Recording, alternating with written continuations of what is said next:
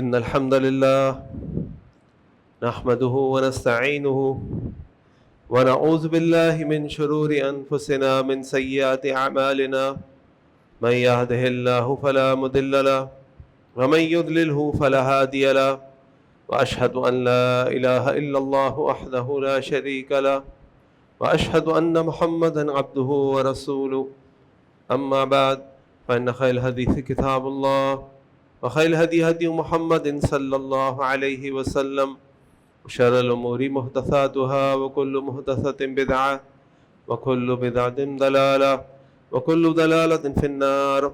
وقال الله تعالى: يا أيها الذين آمنوا اتقوا الله حق تقاته ولا تموتن إلا وأنتم مسلمون.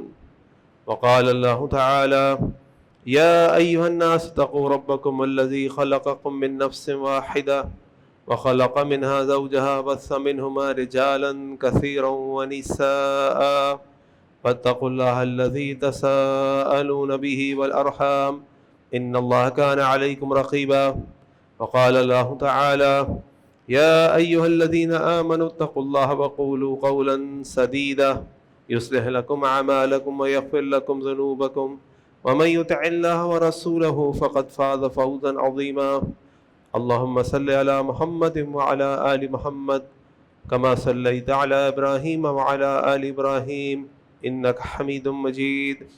اللهم بارك على محمد وعلى آل محمد كما باركت على إبراهيم وعلى آل إبراهيم إنك حميد مجيد. وقال النبي صلى الله عليه وسلم: تركت فيكم أمرين لن تزلوا ما تمسكتم بهما كتاب الله وسنتي رب اشرح لي صدري ويسر لي أمري واحلل عقدة من لساني يفقهوا قولي. سبحانك لا علم لنا إلا ما علمتنا إنك أنت العليم الحكيم. اللهم أرنا الحق حقا وارزقنا اتباعه وأرنا الباطل باطلا وارزقنا اجتنابه آمين يا رب العالمين. ہم میں سے کوئی بھی شخص ایسا نہیں ہوگا جس کو اپنی زندگی کے اندر کوئی دکھ، کوئی پریشانی، کوئی تکلیف، کوئی ضرورت نہ ہو. ہر کوئی اللہ سے دعا کر رہا ہوتا ہے کسی نہ کسی چیز کے بارے میں، اور اسی طریقے سے ہمارے دین نے ہمیں ترغیب بھی دلائی ہے اور ہم کوشش بھی کرتے ہیں کہ ہم جب ہمیں دعا کی ضرورت پڑے تو ہم کسی ایسے شخص کو ڈھونڈیں جس کو ہم سمجھتے ہیں کہ وہ اللہ کے نزدیک ہے. وہ ایسا شخص ہے جب وہ اللہ سے دعا کرتا ہے تو اللہ تعالیٰ اس کی دعا کو قبول کرتے ہیں، رد نہیں کرتے.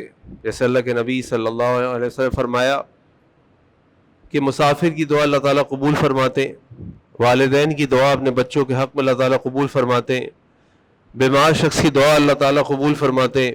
اسی طرح ہماری شریعت نے ہمیں ایسے اوقات بھی بتائے ہیں کہ فلاں وقت دعا کرو، جیسے تہجد کا وقت ہے، اس وقت اللہ تعالیٰ پہلے آسمان پر نزول فرماتے ہیں اور پہلے آسمان پر نزول فرما کر اعلان کرتے ہیں کون ہے مغفرت کا طالب، مجھ سے مغفرت طلب کر، کون ہے کوئی ضرورت مند، مجھ سے اپنی ضرورت پیش کر پوری کرا. اسی طریقے سے اللہ تعالیٰ کی انسانوں اور جنوں کے علاوہ جو تیسری مخلوق ہے، فرشتے، اللہ تعالیٰ نے ان کے ذمہ بہت ساری ڈیوٹیز لگائی ہیں، اور ان میں سے ایک بڑی اہم ڈیوٹی یہ بھی ہے کہ جو اللہ تعالیٰ قرآن میں فرماتے ہیں کہ وَالْمَلَائِكَةُ يُسَبِّحُونَ بِحَمْدِ رَبِّهِمْ، یہ فرشتے اللہ تعالیٰ کی حمد اور تسبیح بیان فرماتے ہیں. وَيَسْتَغْفِرُونَ لِمَنْ فِي الْأَرْضِ، اور زمین پر موجود جو لوگ ہیں، جو مخلوقات ہیں، ان کے لیے استغفار بھی کرتے ہیں. یعنی ان کی ایک ڈیوٹی یہ بھی ہے کہ زمین پر بسنے والوں کے لیے اللہ تعالیٰ سے استغفار طلب کرتے ہیں، ان کے لیے دعا کرتے ہیں. اور اس لیے علماء نے، کئی علماء کے اس کے بارے میں اقوال ملنے سے اپنے بطال نے کہا کہ وہ معلوم، ہمیں معلوم ہے، ان الدعاء الملائکہ، کہ فرشتوں کی جو دعا ہے مجاب، یہ قبول کی جاتی ہے. تو ہم آج کے خطبے میں دیکھیں گے کہ کس طریقے سے اللہ تعالیٰ کی یہ مخلوق جو اللہ تعالیٰ کی نافرمانی نہیں کرتی، جو کوئی گناہ نہیں کرتی، کیسے ہم ان کی دعائیں حاصل کر سکتے ہیں، وہ کون سے ایسے اعمال ہیں جن کے ذریعے سے یہ ہمارے لیے، اللہ کی مخلوق ہمارے لیے دعائیں کرنے والی بن جائے. سب سے پہلی چیز اس میں کہ اگر آپ چاہتے ہیں کہ اللہ کے یہ فرشتے آپ کے لیے دعا کریں تو آپ اپنے مسلمان بھائیوں کے لیے دعا کریں. اور یہ دعا صرف یہ نہیں کہ آپ اپنے ماں باپ کے لیے کر رہے ہوں، اپنے بہن بھائیوں کے لیے کر رہے ہوں، اپنے قریبی رشتے داروں دوستوں کے لیے کر رہے ہوں، یہاں تک کہ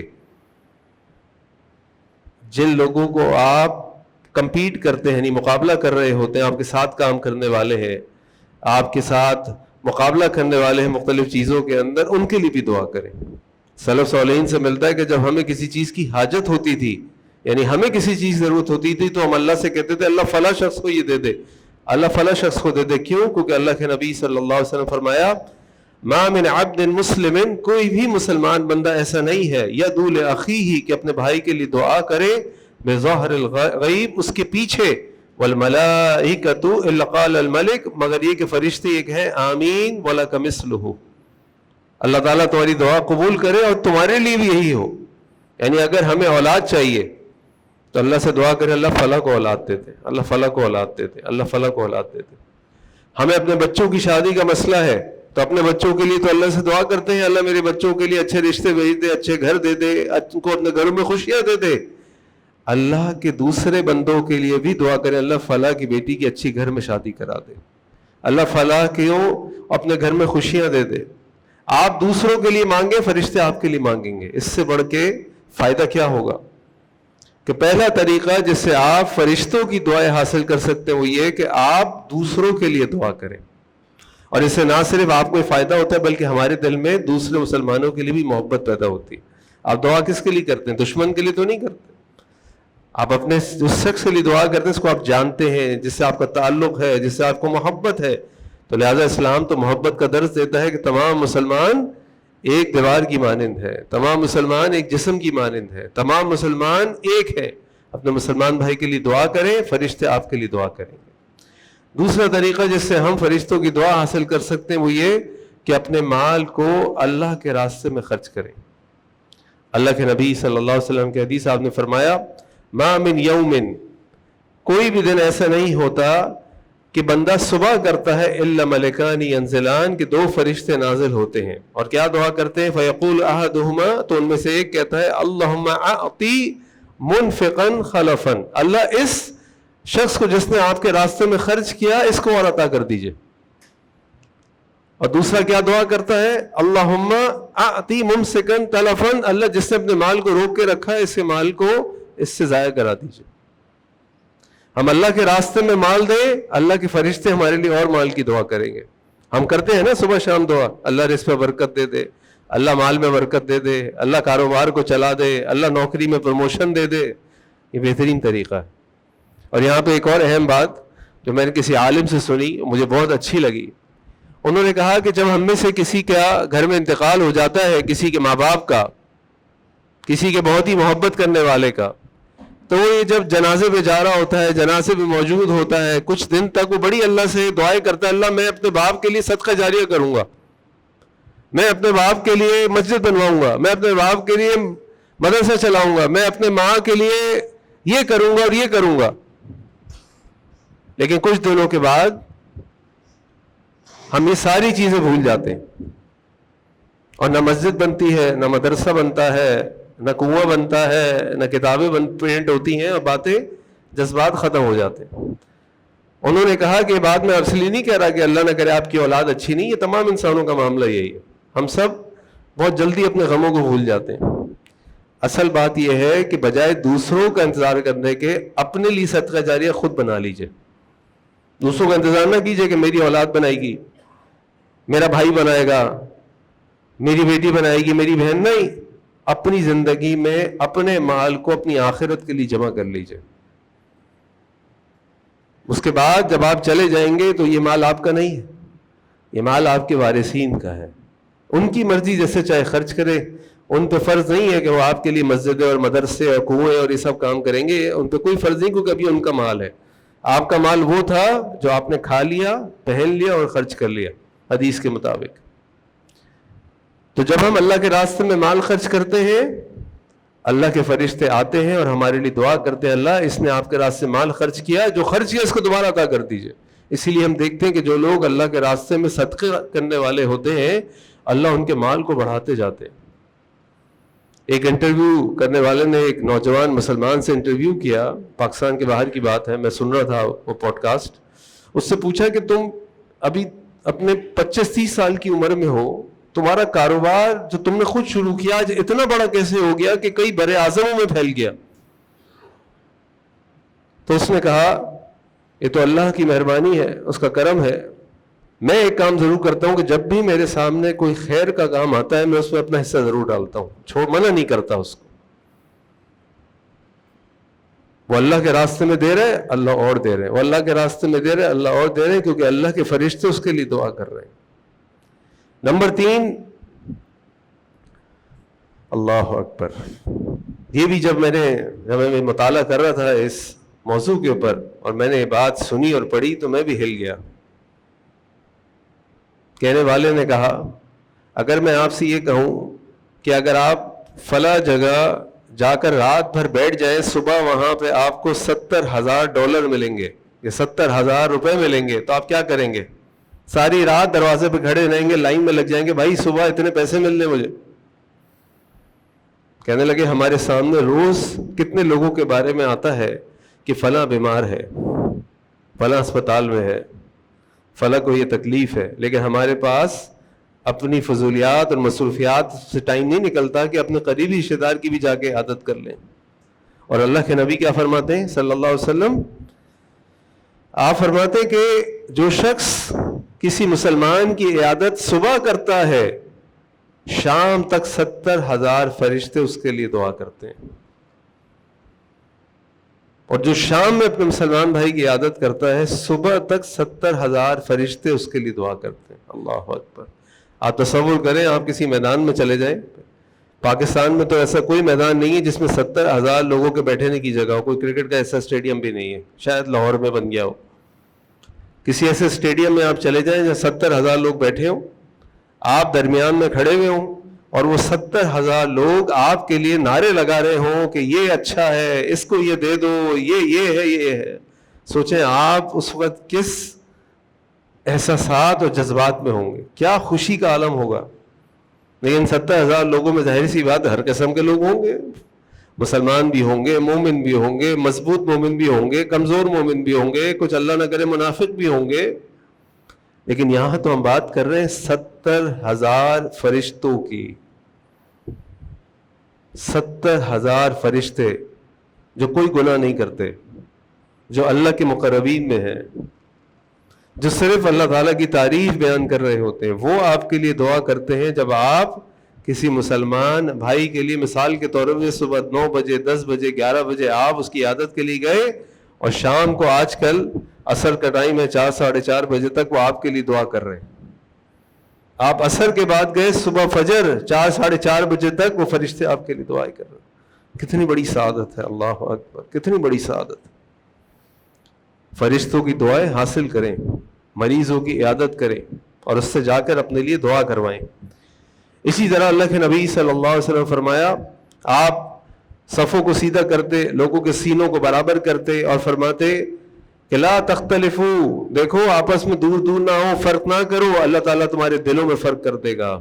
پھر آگے فرماتے ان اللہ ملائکتہ یصلون علی الصف الاول، اللہ اس کے فرشتے سب سے پہلی صف میں بیٹھنے والوں پر درود بھیجتے ہیں، یعنی ان کے لیے رحمت بھیجتے ہیں، رحمت کی دعائیں کرتے ہیں جو صف اول پر ہیں.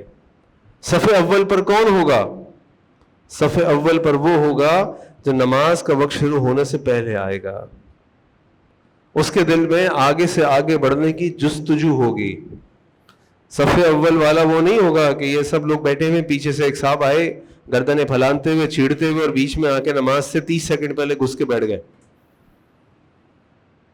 صف اول پہ وہ ہیں جو نماز سے پہلے آ کے نماز کے انتظار میں. وہ ایک الگ بات ہے کہ اللہ نہ کرے اس مسجد میں نمازی کم ہو، صف میں پہلے بھی جگہ موجود ہو اور وہ آ کر بیٹھ جائے، لیکن مقصد یہ ہے کہ نماز کے لیے جلدی کرنے والا، نماز کا شوق رکھنے والا، نماز سے محبت کرنے والا، اللہ اس کے رسول کی دعاؤں کو، اللہ اس کے فرشتوں کی دعاؤں کو حاصل کرنے کی شوق رکھنے والا، وہ پہلے آئے تو اللہ اس کے فرشتے اس کے لیے درود بھیجتے ہیں، اس کے لیے رحمت کی دعائیں کرتے ہیں.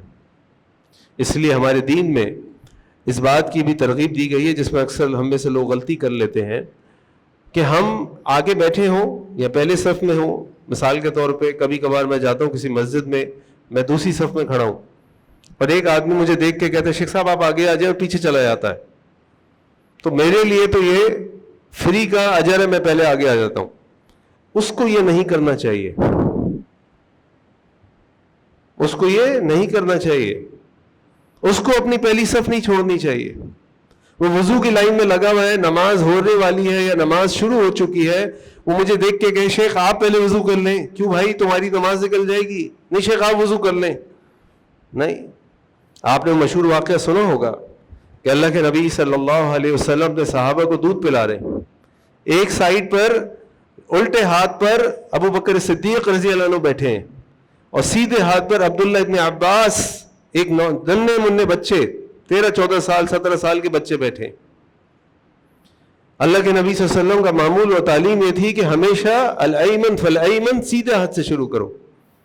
آپ نے عبداللہ ابن عباس سے کہا عبداللہ اگر تم اجازت دو تو پہلے ابو بکر کو دے دوں, شیخ ہے, بڑے ہیں, دوست ہے میرے, سسر ہے میرے.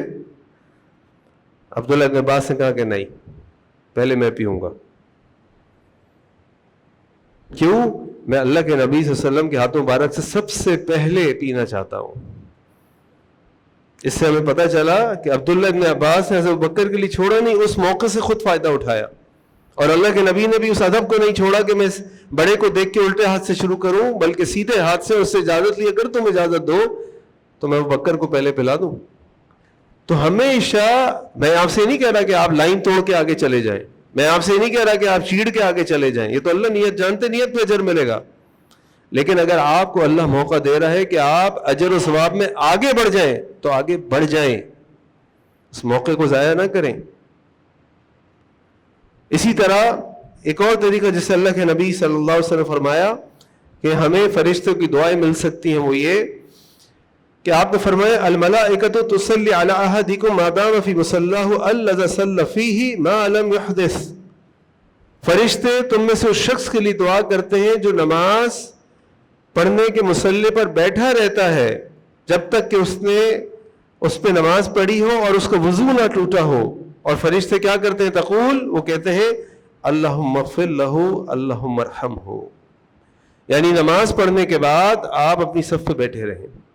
جتنی دیر آپ صف میں بیٹھے رہیں گے یہاں تک کہ آپ کا وضو نہیں ٹوٹے گا, اللہ کے فرشتے آپ کے لیے مغفرت کی اور رحمت کی دعائیں کریں گے. کچھ مساجد میں جانا ہوتا ہے تو ہم دیکھتے ہیں کہ سلام پھیرتے ہی لوگوں کو ایسا کرنٹ لگتا ہے کہ وہ بھاگنا دوڑنا شروع کر دیتے ہیں, ادھر بھاگ رہے ادھر بھاگ رہے ادھر بھاگ رہے ادھر بھاگ رہے ہیں. چلے کسی کی مجبوری ہے تو ایک الگ بات ہے, ورنہ اگر آپ غور کریں تو ہمارے شریعت میں, ہمارے دین نے ہمیں جو فرض نماز کے اذکار سکھائے, اس کے بعد کے کتنے اذکار ہیں. سکون سے بیٹھ کے ان اذکار کو پڑھیں, تسبیحات کو پڑھیں, دعاؤں کو پڑھیں تو 4-5 منٹ آرام سے گزر جاتے ہیں. اگر آرام سے پڑھیں, اس آرام سے 4-5 منٹ تک آپ کے لیے فرشتے دعائیں کرتے رہیں. کتنی سعادت کی بات ہے کہ اللہ کے فرشتے آپ کے لیے دعا کریں, اللہم اغفر لہ اللہم ارحمہ, اللہم اغفر لہ اللہم ارحمہ. تو نماز پڑھنے کے بعد بلا ضرورت جلدی نہ کریں. جتنی دیر آپ یہاں بیٹھ کر اللہ کا ذکر کر سکتے ہیں کرتے رہیں, کرتے رہیں, کرتے رہیں, تاکہ آپ کو فرشتوں کی دعائیں ملتی رہیں, ملتی رہیں. اللہ تعالی ہم سب کو فرشتوں کی دعاؤں کا حقدار بنا دے, آمین. اسی طرح ایک اور طریقہ جس کو یوں کہہ لیجئے کہ وہ ایک بلینک چیک ہے, بلینک چیک. جو اماؤنٹ آپ لکھنا چاہتے ہیں اس پہ لکھ لیں. اللہ کے نبی صلی اللہ علیہ وسلم فرمایا ما من عبد یصلی علیہ, کوئی بھی شخص جو مجھ پر درود سلام بھیجتا ہے, الا صلت علیہ الملائکہ, مگر یہ کہ ایک فرشتہ اس کے اوپر درود بھیجتا ہے, ما دام یصلی علیہ, جب تک کہ وہ مجھ پر درود بھیجتا رہتا ہے. تو پھر کیا کرے؟ فیقلل العبد من ذلک او لیکثر. اب اس کو چاہیے وہ چاہے زیادہ بھیجے چاہے کم بھیجے. آپ نے 10 دفعہ اللہ کے نبی صلی اللہ علیہ وسلم پر درود بھیجا, فرشتے نے 10 دفعہ آپ کے لیے دعا کی. جتنا چاہے آپ دعائیں حاصل کرنا چاہیں, اللہ کے نبی پر درود بھیجتے رہیں, بھیجتے رہیں, بھیجتے رہیں. اللہ کے فرشتے آپ پہ درود بھیجتے رہیں گے, بھیجتے رہیں گے, بھیجتے رہیں گے. اور یہ جمعے کا دن تو خاص دن ہے. اللہ کے نبی صلی اللہ علیہ وسلم پر درود بھیجنے کے لیے یہ دن خاص دن ہے، بہترین دن ہے. اللہ کے نبی صلی اللہ علیہ وسلم پر درود بھیجنے سے ہماری دعائیں قبول ہوتی ہے. دعا ادب کے اندر شامل ہے کہ اللہ کی تعریف کے بعد اللہ کے نبی پر درود بھیجا جائے، پھر اللہ کے سامنے اپنی دعاؤں کو، اپنی ضروریات کو، اپنی باتوں کو رکھا جائے. تو خوب اللہ کے نبی صلی اللہ علیہ وسلم پر درود بھیجیے، فرشتے آپ پر اسی طرح درود بھیجیں گے. اسی طرح فرشتے دعا کرتے ہیں ان لوگوں کے لیے جو معلم الخیر ہوتے ہیں. اللہ کے نبی صلی اللہ علیہ وسلم کی حدیث آپ نے فرمایا ان اللہ و ملائکتہ، بے شک اللہ اس کے فرشتے، وَأَهْلُ السَّمَاوَاتِ وَالْأَرْضِ، اور آسمانوں اور زمین والے، حَتَّى النَّمْلَةَ فِي جُحْرِهَا، یہاں تک ایک چیمٹی جو اپنے بل کے اندر ہے، وَالْحُوتِ، اور مچھلی جو پانی کے اندر ہے، لَيُصَلُّونَ عَلَى مُعَلِّمِ النَّاسِ الْخَيْرِ، وہ لوگوں کو خیر کی باتیں سکھانے والوں پر درود بھیجتے ہیں، ان کے لیے رحمت کی دعا کرتے ہیں. اب آپ سوچئے ایک شخص جس پہ اللہ رحمت بھیجتے ہوں، جس پہ اللہ کے فرشتے رحمت بھیجتے ہوں، جس پہ چیمٹیاں رحمت بھیجتی ہوں، جس پہ پانی کی مخلوقات رحمت بھیجتی ہو، جس میں آسمانوں اور زمین میں رہنے والی تمام مخلوقات رحمت بھیجتی ہو، اس کے لیے دعا کرتی ہو، اس کا اللہ کا کیا مقام ہوگا؟ اور یہ ہے ہمارے علماء، اور یہ ہے ہمارے اساتذہ. ایک سورہ فاتحہ بھی آپ کسی کو سکھا دیں تو آپ معلم الخیر بن جائیں گے. ایک اچھی بات بھی آپ کسی کو بتا دیں، اپنے بچوں کو سکھا دیں، اسلامی آداب سکھائیں، دعائیں سکھائیں، کلمات سکھائیں، اذکار سکھائیں، آپ معلم الخیر بن جائیں گے. اور اللہ، اس کے فرشتے، اس کی تمام مخلوقات آپ کے لیے دعائیں کرتی رہے گی. لیکن ساتھ ساتھ یہ بھی یاد رکھیں کہ جو ہمارے علماء ہیں، ہمارے اساتذہ ہیں، جو اللہ کے ان کا مقام ہے نا، اس کے مقام کے مطابق ان کے ساتھ برتاؤ کرنا چاہیے، ان کے ساتھ سلوک کرنا چاہیے، ان کا اکرام کرنا چاہیے. دنیا کے منصب والے لوگ ہمارے پاس آتے ہیں تو کتنا پروٹوکول دیتے ہیں ہم ان کو.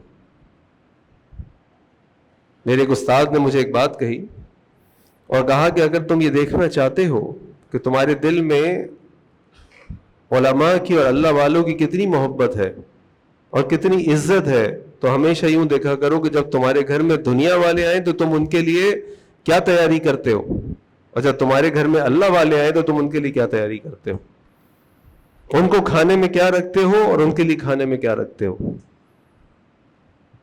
اس سے تم چیک کر لو کہ تمہارے دل میں اللہ والوں کی کیا عزت اور مقام ہے. اللہ تعالی ہمیں اپنے اساتذہ اور علماء کی عزت اور قدر کرنے کی توفیق عطا فرمائے. اس کے بعد 8ویں چیز جس کی وجہ سے فرشتے نہ صرف آپ کے لیے دعائیں کرتے ہیں بلکہ فرشتے آپ کی والدین کے لیے بھی دعائیں کرتے ہیں، آپ کے ازواج کے لیے، میاں شوہر بیوی کے لیے بھی دعائیں کرتے ہیں، آپ کی اولاد اور نسل کے لیے بھی دعائیں کرتے ہیں. اللہ اکبر! کیسا اللہ رب العزت کی رحمت ہے، اللہ کا کرم ہے، اللہ کی مہربانی ہے کہ اللہ تعالیٰ نے ہمیں پیدا کیا، اللہ تعالیٰ نے اپنی عبادت کے لیے پیدا کیا، اس کی عبادت کرنا ہماری ڈیوٹی ہے. اس کے باوجود اللہ تعالیٰ ہمیں اتنی عزت اور اتنا فضل عطا فرما رہے ہیں کہ اللہ کے فرشتے میرے لیے نہیں، میرے والدین کے لیے، میری بیوی کے لیے، میری نسلوں کے لیے بھی دعا کرنے کو تیار ہیں اگر میں وہ کام کر لوں جو اللہ نے ہمیں بتائے. اور وہ کیا کام ہے؟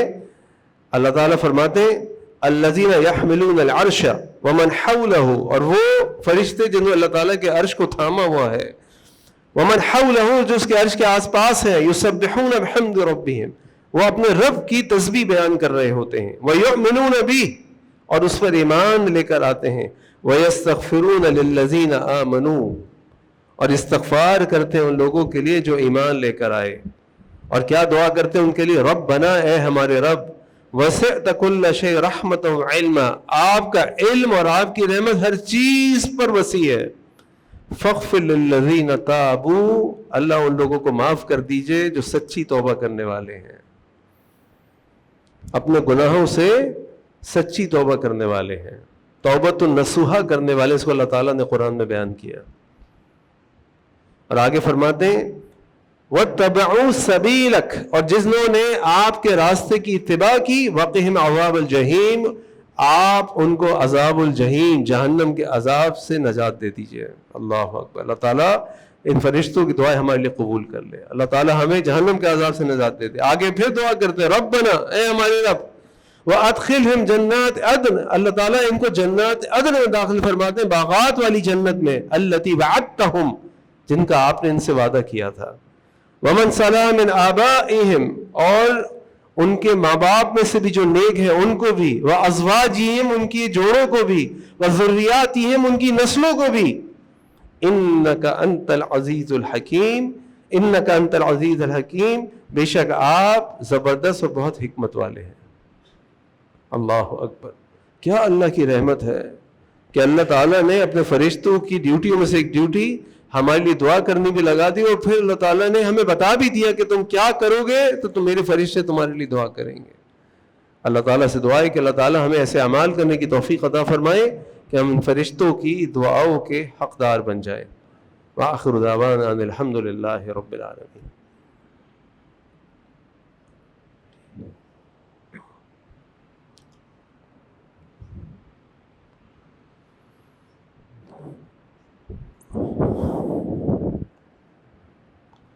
الحمد للہ رب العالمین، والصلاة والسلام علی سید الانبیاء المرسلین، اما بعد۔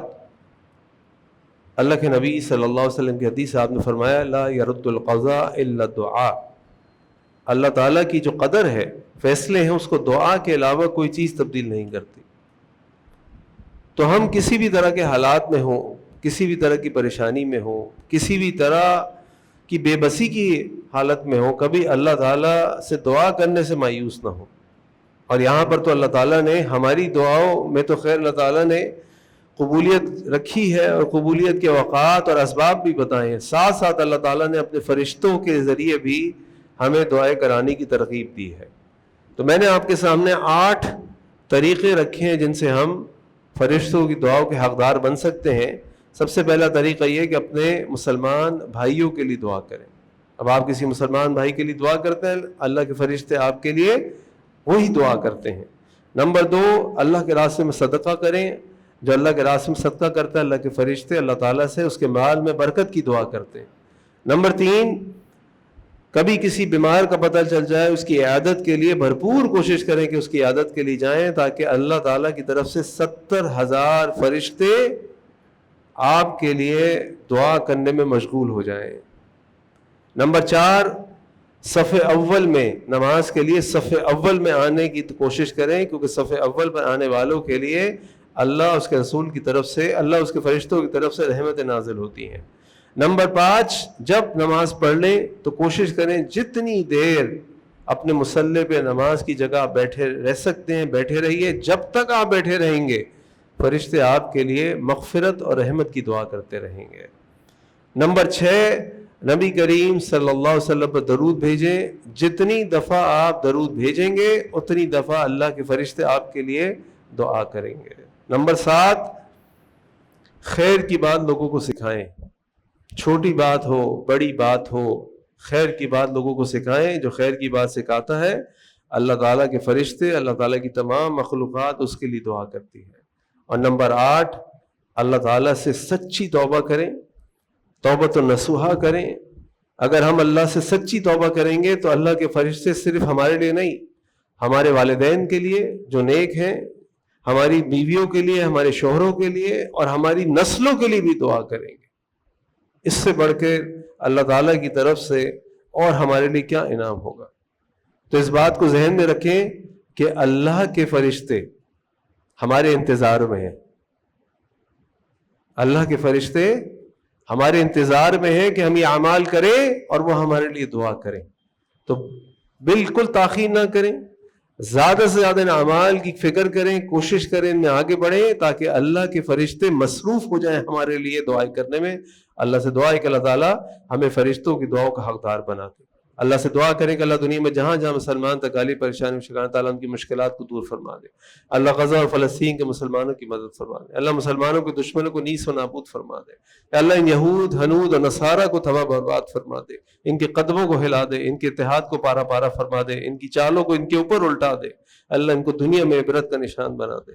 اے اللہ ہمارے ملک پاکستان کی حفاظت فرما دے۔ اللہ پاکستان سیاسی طور پہ، معاشی طور پہ، معاشرتی طور پہ، مذہبی طور پہ، اللہ تمام اعتبار سے اللہ تعالیٰ پاکستان کو مضبوط فرما دے۔ پاکستان کے حکمرانوں کو اپنے فیصلے قرآن و سنت کے مطابق کرنے کی توفیق عطا فرما دے۔ اے اللہ ہمارے شہر کراچی کی حفاظت فرما دے، اس کو رہنے کے قابل بنا دے۔ اللہ ہمارے جان و مال و عزتوں کی حفاظت فرما دے۔ اے اللہ ہمیں نیک اولاد بنا دے، نیک اولاد عطا فرما دے۔ اے اللہ ہمیں اپنے والدین کی آنکھوں کی ٹھنڈک بنا دے، ان کے لیے صدقہ جاریہ بنا دے۔ اللہ ہماری اولادوں کو بھی ہمارے لیے صدقہ جاریہ بنا دے، ہماری آنکھوں کی ٹھنڈک بنا دے۔ اللہ تمام لوگ جو بیمار ہیں، گھروں میں ہیں، اسپتالوں میں، سب کو شفائے کامل عاجل عطا فرما دے۔ کئی لوگوں نے دعاؤں کی درخواست کی ہے، کوئی گھر میں ہے، کسی کی والدہ ہیں، کسی کے والد ہیں، کوئی خود بیمار ہے۔ اللہ تمام بیماروں کو شفائے کامل عاجل عطا فرما۔ اللہ تمام محرومی جو حالت ایمان میں دنیا سے رخصت ہو چکے، اللہ تعالیٰ ان کی مغفرت فرما۔ اللہ ہم سب کو جب تک زندہ رہا اسلام پہ زندہ رکھ، جب ہمارا خاتمہ حالت ایمان پہ ہمارا خاتمہ ہو۔ اللہ ہمیں 5 وقت کی نماز باجماعت مسجد میں پڑھنے والا بنا دے، باقاعدگی سے قرآن کریم کی تلاوت کرنے والا بنا دے۔ اے اللہ نفلی روزے، صدقات، خیرات کرنے والا بنا دے۔ اللہ اپنے تمام فرائض کو احسن طریقے، بہترین طریقے سے ادا کرنے والا بنا دے۔ اللہ کو دین کو سیکھنے والا، اس پر عمل کرنے والا، اس کو پھیلانے والا بنا دے۔ اے اللہ ہر قسم کے شرک، ریاکاری اور بدعت سے بچا لے۔ اللہ نبی کریم صلی اللہ علیہ وسلم سچی محبت، ان کی سنتوں سے محبت کی سنتوں پر عمل کرنے والا بنا دے۔ ان اللہ یأمر بالعدل والإحسان وإیتاء ذی القربى وینہی عن الفحشاء والمنکر والبغی یعظکم لعلکم تذکرون۔ سبحان ربک رب العزة عما یصفون، سلام علی المرسلین والحمد للہ رب العالمین۔